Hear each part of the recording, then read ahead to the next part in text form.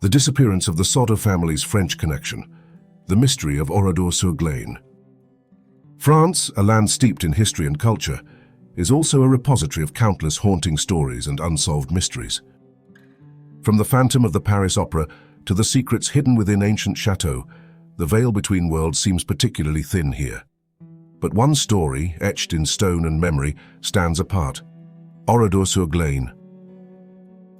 The name itself evokes a chilling resonance, a whisper of unimaginable horror. And it is here, in the shadow of this tragedy, that the story of the Soder family takes an unexpected, haunting turn.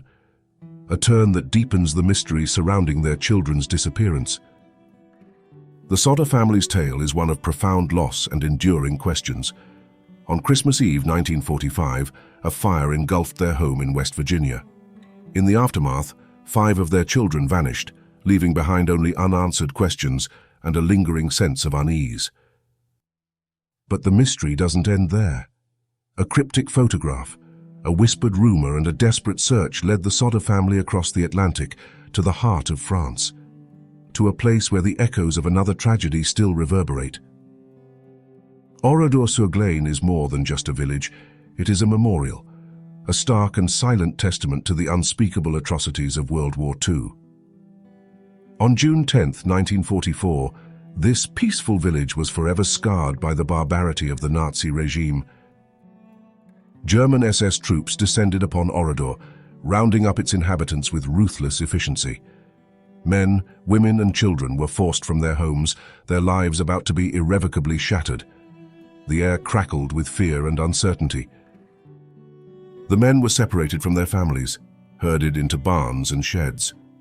There they faced a firing squad, their lives extinguished in a hail of bullets. Their screams were soon silenced, leaving behind only the acrid smell of gunpowder and the chilling weight of death. The women and children were driven into the village church, seeking sanctuary within its sacred walls. But there would be no salvation here. The doors were bolted shut and the church was deliberately set ablaze. Over 600 innocent souls perished in the inferno, mothers clutching their children, their desperate cries lost in the roar of the flames. The village was left in ruins, a smoldering testament to the depths of human depravity. Blackened walls and scorched earth were all that remained, marking the spot where life had once thrived. In the aftermath, silence hung heavy over the ashes, a cruel reminder of the horror that had unfolded and of the lives that would never return.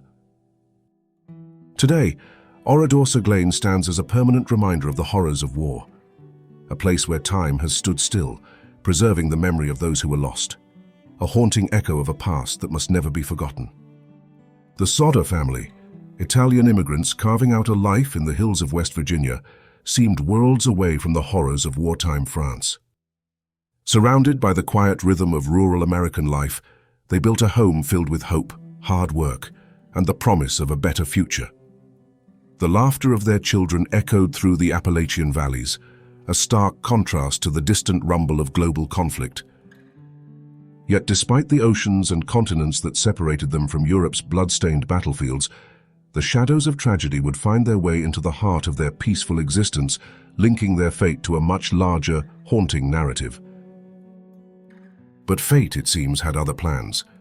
The fire that consumed their home on Christmas Eve 1945 left behind a void that could never be filled. What should have been a night of joy and celebration turned into a scene of unimaginable horror and heartbreak. Flames devoured the house with merciless speed, and within minutes, the Soder family's world was reduced to ashes. In the smoldering remains, questions began to take root, questions that would haunt them for the rest of their lives.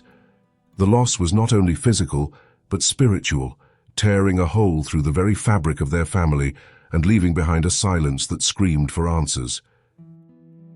5 of their children were presumed dead, their remains seemingly vanished without a trace.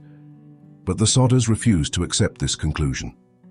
They clung to the hope that their children were still alive, somewhere out there in the world. Years later, a photograph arrived, postmarked from New Orleans. It depicted a young man bearing a striking resemblance to their missing son, Louis.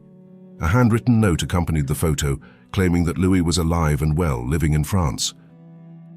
Driven by a desperate hope, the Soders embarked on a journey to France. They followed the faint trail of clues, their hearts pounding with anticipation and trepidation. Their investigation led them to the village of Oradour-sur-Glane. Perhaps, they reasoned, Louis had found refuge in this remote corner of France.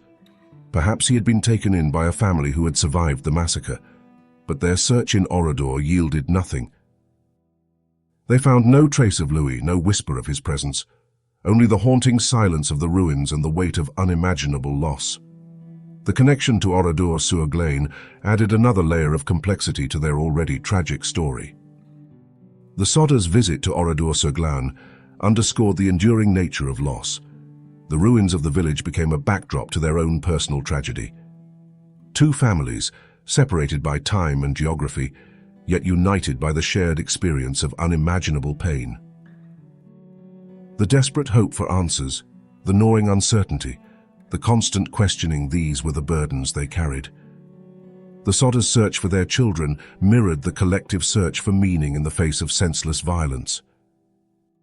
The story of the Soder family and the legacy of Oradour-sur-Glane are forever intertwined, bound by tragedy and unanswered questions. It serves as a haunting reminder that some mysteries may never be solved, and some wounds may never fully heal, lingering through time as echoes of loss and resilience. The echoes of the past continue to resonate, reminding us of the fragility of life and the enduring power of hope. They whisper through the crumbling remains of forgotten places and linger in the stories carefully passed down through generations, refusing to fade with time. Even in the face of unimaginable tragedy, hope flickers like a candle in the dark, fragile yet unwavering. It pushes us to keep searching for the truth, to face the unknown with courage, and to believe that even the deepest wounds can reveal a quiet. They challenge us to look deeper, to never forget, and to keep searching even when the truth hides in shadows.